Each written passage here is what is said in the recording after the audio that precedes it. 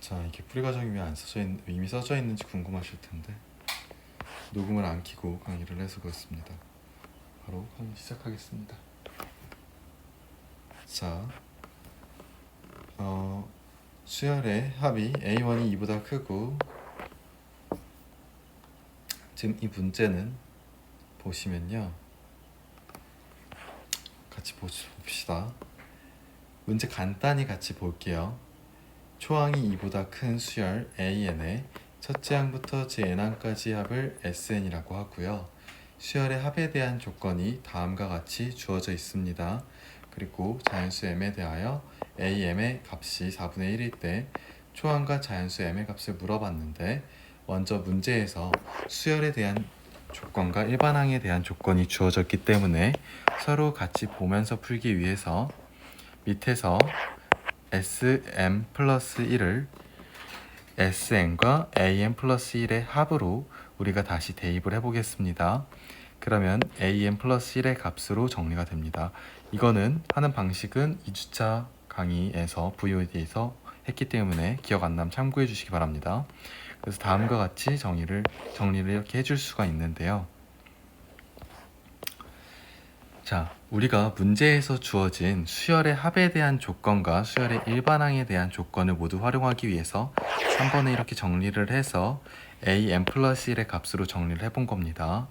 자, 문제에서 주어진 AM의 값이 4분의 1이라는 것을 적용하기 위해 얘를 M 플러스 1을 M으로 치환을 하고, 이때 N이 M-1이 되기 때문에 다시 AM에 대해서 정리를 해보면요, 얘는 우리가 n을 n-1이라고 쓰기로 했기 때문에 얘를 다 이렇게 바꿔줄 수 있는 거 확인할 수 있을 것입니다. 다음과 같이 정리가 된다는 것을 알 수가 있습니다. n은 n-1인 걸 이용한 거예요.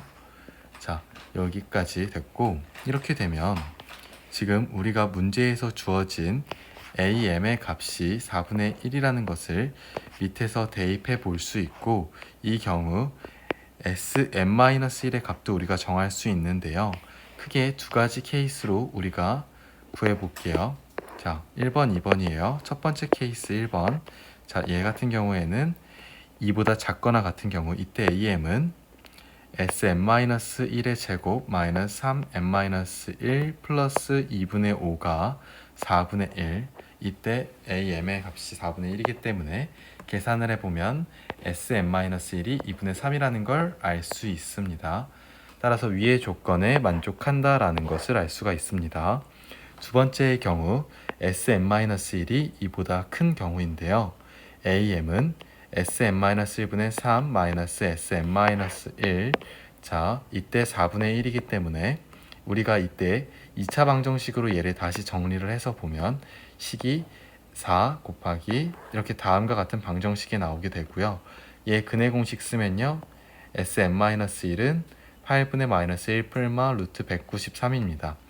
얘가 플러스근 마이너스근 간에 상관없이 이 수는 부호가 어떻게 되던 2보다 작은 수이기 때문에 이 조건을 성립하지 않고 모순이라는 것을 알 수 있습니다. 자, 그리고 헷갈릴 수 있는데 얘 SM-1입니다. 이렇게 아래 첨자입니다. 자, 그래서 우린 이게 성립한다는 걸 알 수 있습니다.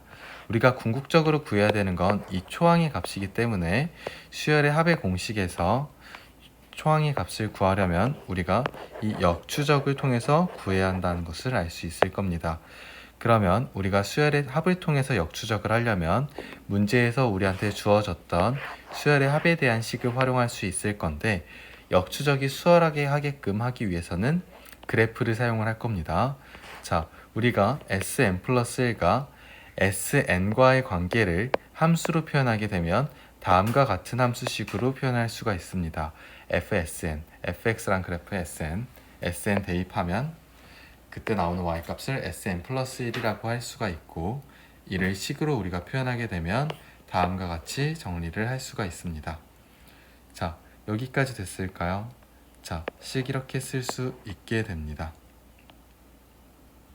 자, 그럼 이 상황을 우리가 그대로 해석을 해보게 되면 간단하게 다음과 같이 그래프가 그려지는데요.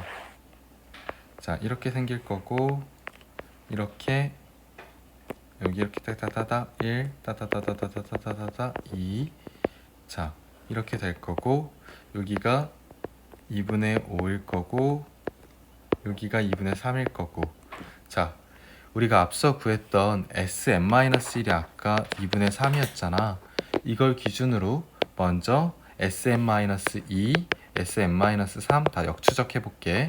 자, 2분의 3 이때 역추적을 해보면 이때 그 이전의 항인 Sn-2가 1이라는 걸 알 수 있고, 또 다시 Sn-2를 기준으로 Sn-3 이걸 이전의 항을 구해보면 1이 y축일 때, 즉 이때 3이 Sn-3이라는 것을 알 수가 있습니다. 자, Sn-3이 걸 또 기준으로 역추적을 하게 되면 3이 y축에서 이전 항인 Sn-4를 구할 수 있고, 이때 Sn-4는 음수라는 것을 알 수 있어요.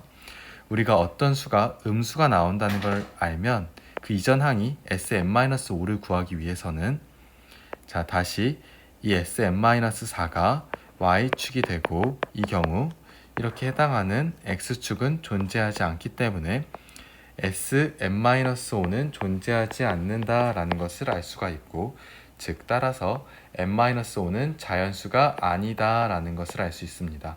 따라서 우리는 자연수 m의 범위를 다음과 같이 이렇게 정의해 줄 수 있습니다. 다시 이쪽 와가지고 m과 Sn-5의 관계를 활용해 보면, 자, 다시 말씀드릴게요. 지금 우리가 m의 범위를 구했고요. 자, 우리가 m과 s 다시 한번 말씀드리겠습니다. 자, 다음과 같이 정의할 수 있는데, 다시 위로 와서 m과 s, 자, 지금 제가 약간 혀가 꼬여서 여기까지는 따라오셨을 거라고 보고, 자, 우리가 m과 n-1의 관계를 활용해 보면 가능한 m은 뭐가 있을까요?